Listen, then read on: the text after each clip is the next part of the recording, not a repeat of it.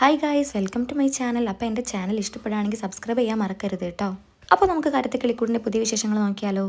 അങ്ങനെ പോലീസ് സ്റ്റേഷനിൽ സാർ അവരെ 4 പേരെ അകത്തേക്ക് വിളിച്ചിട്ട് ക്വസ്റ്റ്യൻ ചെയ്തുകൊണ്ടിരിക്കുകയാണ്. അപ്പോഴാണ് നിധി അങ്ങോട്ട് വരുന്നത്. അവൾ ഡോറിൻ്റെ സൈഡിലായിട്ട് ഇതൊക്കെ കണ്ടുകൊണ്ട് നിൽക്കുകയാണ്. അപ്പോൾ സാറ് സുഭാഷിനോട് ചോദിക്കുകയാണ്, എന്തിനാണ് നീ അവളെ കയറി പിടിക്കാൻ പോയത്? ആ കുട്ടീൻ്റെ കല്യാണം ഉറപ്പിച്ചതല്ലേ, പിന്നെ എന്തിനാണ് നിങ്ങൾ അങ്ങോട്ട് പോയത്? അപ്പോൾ സുഭാഷ് പറയുന്നുണ്ട്, സാർ ഞാനൊരു തെറ്റും ചെയ്തിട്ടില്ല. സുധീഷും സുഭാഷിനെ സപ്പോർട്ട് ചെയ്ത് സംസാരിക്കുന്നുണ്ട്. അപ്പോൾ പോലീസ് സുധീഷിനോട് ചൂടാവാണ്. അപ്പോഴേക്കും നിധി സാറിനോട് പെർമിഷൻ ചോദിച്ചിട്ട് അകത്തേക്ക് കയറുന്നുണ്ട്. എന്നിട്ട് അവൾ പറയുന്നുണ്ട് സാറിനോട്, സാർ ഇവരെ പോലീസ് കൊണ്ടുവരുമ്പോൾ ഞാൻ അവിടെ ഉണ്ടായിരുന്നു. അപ്പോൾ സാർ ചോദിക്കുകയാണ്, നിങ്ങൾ ഇവരുടെ ആരാ?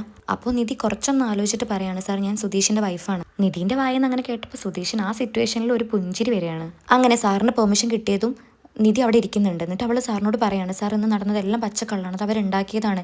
ഒരിക്കലും സുഭാഷേട്ടൻ അങ്ങനെ ചെയ്യില്ല. സുനന്ദയാണ് ഇങ്ങോട്ട് വന്നതും പ്രശ്നം ഉണ്ടാക്കിയതും, അല്ലാതെ പരാതിയിൽ നടന്ന പോലെ ഒന്നും നടന്നിട്ടില്ല. അത് കേട്ടപ്പോൾ സാർ ചോദിക്കുന്നുണ്ട്, ഞാൻ എങ്ങനെ വിശ്വസിക്കും നിങ്ങളിങ്ങനെ പറഞ്ഞാൽ?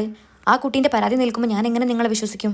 ആ കുട്ടി മനസ്സറിഞ്ഞിട്ടാണ് അങ്ങോട്ട് വന്നതെങ്കിൽ പരാതി തരേണ്ട ആവശ്യമില്ലല്ലോ. അത് കേട്ട് നിധി പറയാണ്, സാർ ഞാനൊരു പെണ്ണല്ലേ, ഒരാളൊരു കുട്ടീനെ അബ്യൂസ് ചെയ്യാൻ ശ്രമിക്കുമ്പോൾ ഞാൻ അതിന് കൂട്ടു നിൽക്കുമോ? സാർ എന്നെ വിശ്വസിക്കുക പ്ലീസ്. എന്നിട്ടും സാർ പറഞ്ഞുകൊണ്ടിരിക്കുകയാണ് കേസെടുക്കും കേസെടുക്കും. അത് കേട്ടപ്പോൾ നീതി വീണ്ടും പറയുന്നുണ്ട്, സാർ അവളുടെ അച്ഛനല്ലേ നേരിട്ട് പരാതി തന്നത്, അല്ലാതെ ആ കുട്ടിയല്ലല്ലോ. അപ്പം ഞാൻ പറഞ്ഞത് വിശ്വസിക്കാൻ പറ്റിയില്ലെങ്കിൽ പിന്നെ എങ്ങനെ അവളുടെ അച്ഛൻ പറഞ്ഞത് സാർ വിശ്വസിക്കും? സാർ ആ കുട്ടിയോട് നേരിട്ട് ചോദിക്കണം, അവൾ എന്താ പറയുന്നത് നോക്കാമല്ലോ നമുക്ക്. സാർ അല്ലാണ്ട് ഒരിക്കലും കേസെടുക്കരുത്. സുഭാഷേട്ടൻ ഒരിക്കലും അങ്ങനെ ചെയ്യില്ല, അവൾ ഒരിക്കലും അത് പറയൂല. ഇത് പറഞ്ഞു കഴിഞ്ഞപ്പോൾ തന്നെ സാർ തിരിച്ച് ചോദിക്കുന്നുണ്ട്, അത് മാത്രമല്ലല്ലോ കേസ്. ആ കുട്ടിയുടെ അച്ഛൻ ചോദിക്കാൻ ചെന്നപ്പോൾ അവരടിച്ചില്ലേ ഇവർ 4 പേരും കൂടെ, അപ്പം അത് കേസല്ലേ? സാർ അതിനാധാരം ഈ കേസാണല്ലോ, സുഭാഷേട്ടൻ കയറി പിടിച്ചു എന്നാണല്ലോ. പക്ഷെ അത് ആദ്യം തെളിയട്ടെ, എന്നിട്ട് സാറിന് എല്ലാം മനസ്സിലാവുന്ന ഇത് പറയാണ്. സാർ സുനന്ദയാണ് എപ്പോഴും അങ്ങോട്ട് വരാറുള്ളത്, ആ കുട്ടി എപ്പോഴും വരും. ശരിക്കും പറഞ്ഞാൽ ഇവരുടെ അച്ഛൻ്റെ പെങ്ങളാണ് അവളുടെ അമ്മ. ഇവർ കാലങ്ങളായിട്ട് മിണ്ടാറ് പോലും ഇല്ല. ആ കുട്ടിയാണ് അവിടേക്ക് വന്നത്, അതിനുശേഷമാണ് പ്രശ്നം ഉണ്ടായത്. സാർ എന്തായാലും വന്നിട്ട് ഒന്ന് അന്വേഷിക്കണം പ്ലീസ് സാർ.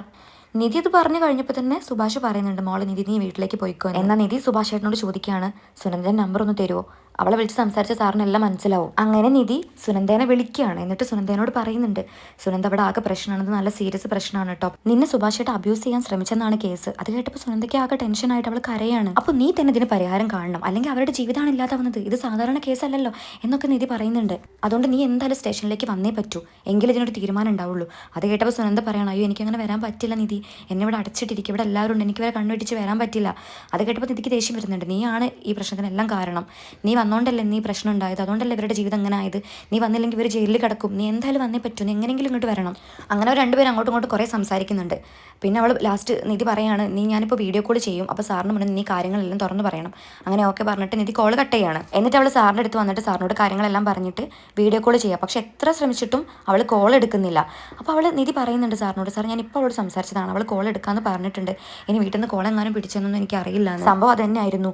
സുനന്ദേൻ്റെ അമ്മ അത് കണ്ടു. സുനന്ദേൻ്റെ അമ്മ അവളെ നെരിവട്ട് അടിക്കുന്നൊക്കെ ഉണ്ട്. എന്നിട്ട് അവളെ വീണ്ടും ഓരോ ശാപവാക്കുകളും ചീത്തയൊക്കെ പറഞ്ഞിട്ട് ഫോണ് കയ്യിൽ നിന്ന് തട്ടിപ്പറിച്ച് കൊണ്ടുപോവാണ്. സുനന്ദ ആകെ തകർന്ന മട്ടില്ല, അവൾക്കൊന്നും ചെയ്യാനും പറ്റുന്നില്ലല്ലോ, അവൾ കാരണമാണല്ലോ ഇതെല്ലാം സംഭവിച്ചത്.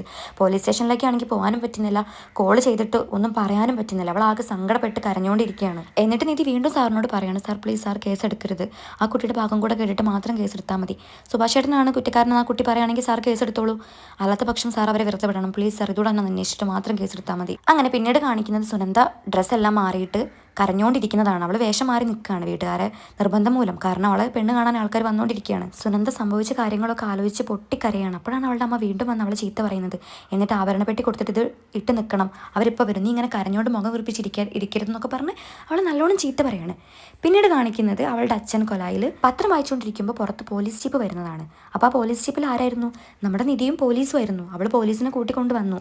അങ്ങനെ അവർ നേരെ കയറി വന്നിട്ട് അവരോട് ചോദിക്കുന്നുണ്ട്, നിങ്ങൾ പറഞ്ഞു നിങ്ങളുടെ കുട്ടീനെ ഇവരെ ഏട്ടൻ അബ്യൂസ് ചെയ്തു എന്ന്, പക്ഷേ ആ സമയത്ത് ഈ കുട്ടി അവിടെ ഉണ്ട്, പക്ഷേ ഇവൾ പറയുന്നതൊന്നും നടന്നിട്ടില്ലെന്നാണ്. അപ്പോൾ നിങ്ങളുടെ കുട്ടീനെ നേരിട്ട് വിളിച്ചിട്ട് ചോദ്യം ചെയ്തിട്ട് മാത്രമേ നമുക്ക് കേസ് എടുക്കാൻ പറ്റുള്ളൂ. അത് കേട്ടപ്പോൾ ലളിതയ്ക്ക് നല്ലോണം ദേഷ്യം വന്നിട്ട് ലളിത പറയുന്നുണ്ട്, സാർ ഈ കുട്ടി ആ വീട്ടിലുള്ളതല്ലേ, അപ്പോൾ ഈ കുട്ടി കള്ളം പറയല്ലേ ചെയ്യുക, അവരെ സപ്പോർട്ട് ചെയ്യല്ലേ ചെയ്യുക, ഞങ്ങൾക്ക് നഷ്ടമായി, ഞങ്ങളുടെ കുട്ടീനെ അവനെ അപമാനിക്കാൻ ശ്രമിച്ചിട്ടുണ്ട്, ഇതൊക്കെ ആൾക്കാർ അറിഞ്ഞു കഴിഞ്ഞാൽ ഞങ്ങൾക്ക് നാണക്കേടല്ലേ, എൻ്റെ കുട്ടീനെ പറ്റി എന്ത് വിചാരിക്കും, നാളെ അവൾക്കൊരു കല്യാണാലോചന വന്നാൽ പ്രശ്നമാവില്ലേ എന്നൊക്കെ പറഞ്ഞ് ലളിത നല്ലോണം ചൂടാവാണ്.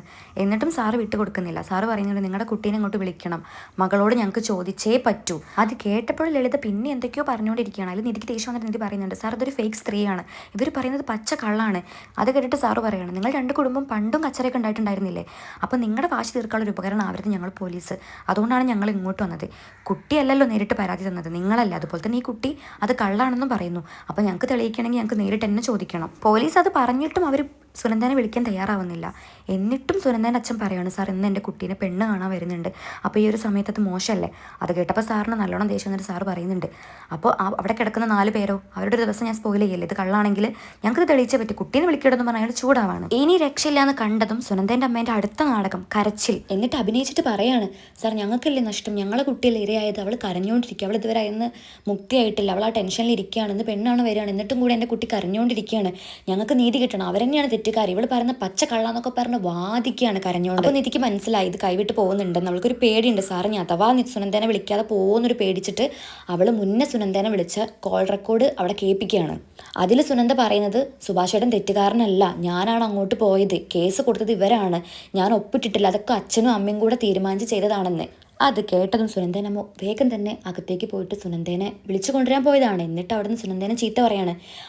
എന്തൊക്കെയോ അവളെ ചീത്ത പറഞ്ഞിട്ട് പറയുന്നുണ്ട്, അത് നിൻ്റെ വോയിസ് അല്ലാന്ന് നീ പറയണം, അത് വരുത്തി തീർക്കണം, എന്നിട്ട് അവനാണ് കുറ്റക്കാരെന്ന് നീ പറയണം, അല്ലെങ്കിൽ നീ എൻ്റെ സ്വഭാവം അറിയുന്നൊക്കെ പറഞ്ഞിട്ട് അവളെ വലിച്ചു കൊണ്ടുപോവാണ്. കരഞ്ഞ് സുനന്ദ ആൾക്ക് ഇല്ലാണ്ടായിട്ടുണ്ട് കേട്ടോ. അങ്ങനെ സാർ അവളോട് ചോദിക്കുന്നുണ്ട്, ഇവർ തന്ന കേസ് സത്യമാണോ അല്ലെങ്കിൽ കള്ളമാണോ, സുഭാഷ് നിന്നോട് അങ്ങനെ ചെയ്തിട്ടുണ്ടോയെന്ന്. അപ്പോൾ അവൾ സത്യങ്ങളൊക്കെ പറയുകയാണ്, ഇല്ല സാർ അങ്ങനെയൊന്നുമില്ല, ഇവർ വെറുതെ അങ്ങനെ പറഞ്ഞതാണ്, അങ്ങനെയൊന്നും ഒരിക്കലും സുഭാഷ് ഏട്ടനോട് ചെയ്യില്ല എന്നൊക്കെ പറയുന്നുണ്ട്. അങ്ങനെ നിധിക്ക് ഭയങ്കര ആശ്വാസമാണ്. പക്ഷേ മറ്റുള്ളവർക്കോ അവർക്ക് സുനന്ദനെ കൊല്ലാനുള്ള ദേഷ്യമാണ് അവർക്ക്. അങ്ങനെ സാറ് സുനന്ദനോട് ചോദിക്കുന്നുണ്ട്, കുട്ടി നീ അങ്ങോട്ട് പോയിട്ടുണ്ടായിരുന്നു? അപ്പോൾ അവൾ പറയുന്നുണ്ട്, സാർ ഞാൻ പോയിട്ടുണ്ടായിരുന്നു, കാലങ്ങളായിട്ട് ഞങ്ങൾ 2 കുടുംബം മിണ്ടാറില്ല, അപ്പോൾ ഇവർക്ക് ദേഷ്യമുണ്ട് അങ്ങോട്ട്. അതുപോലെ തന്നെ ഞാൻ അവിടേക്ക് പോയിട്ടുണ്ട്, കാരണം എനിക്ക് സുഭാഷ് ഏട്ടനെ ഇഷ്ടമാണ്, പണ്ട് മുതലേ എനിക്കിഷ്ടമാണ്, അപ്പം എനിക്കിവിടെ വേറൊരു കല്യാണം ഉറപ്പിച്ചു, അപ്പോൾ ആ സങ്കടം പറയാൻ വേണ്ടിയിട്ട് ഞാൻ പോയതാണ് സാറേ, ആ ദേഷ്യത്തിനാണ് ഇവർ കള്ളക്കഥ ഉണ്ടാക്കിയത്, അല്ലാണ്ട് സുഭാഷ് ഏട്ടൻ അങ്ങനെയൊന്നും ചെയ്തിട്ടില്ല. അത് കേട്ടതും പോലീസിന് നല്ല ദേഷ്യം വന്നിട്ട് അവരോട് പറയുന്നുണ്ട്, കള്ളം പറഞ്ഞതിൻ്റെ പേരിൽ നിങ്ങളെ ഞാൻ ലോക്കപ്പിൽ ഇടാൻ പോവാണ്, നിങ്ങളെ 3 പേരെയും. അതുപോലെ തന്നെ ഈ കുട്ടീനെ നിങ്ങൾ നന്നായിട്ട് ടോർച്ചർ ചെയ്യുന്നുണ്ടെന്ന് എനിക്ക് മനസ്സിലായി. ഇനി ഇവിടെ ഈ സത്യം പറഞ്ഞതിൻ്റെ പേരിൽ ഈ കുട്ടീനെ എന്തെങ്കിലും നിങ്ങൾ ചെയ്യുകയാണെങ്കിൽ ഞാൻ എന്തായാലും കേസെടുക്കും, എന്നെ നിങ്ങൾക്ക് അറിയാലോ എന്നൊരു വാണിംഗ് കൊടുക്കുകയാണ്. അതും പറഞ്ഞിട്ട് സുനന്ദൻ്റെ അച്ഛൻ കള്ളം പറഞ്ഞതിൻ്റെ പേരിലും കള്ളം ഒപ്പിട്ടതിൻ്റെ പേരിലും അയാളെ പോലീസ് കൊണ്ടുപോവാണ്. ഇതെല്ലാം കണ്ടു നിന്ന് തകർന്ന് നിൽക്കുന്ന സുനന്ദനെ കാണിക്കുന്നതോടുകൂടി ഈ എപ്പിസോഡ് ഇവിടെ തീരുകയാണ് കേട്ടോ. അപ്പോൾ എൻ്റെ റിവ്യൂസ് ഇഷ്ടപ്പെടുകയാണെങ്കിൽ എന്നെ സപ്പോർട്ട് ചെയ്യാൻ മറക്കരുത് കേട്ടോ. Okay, by.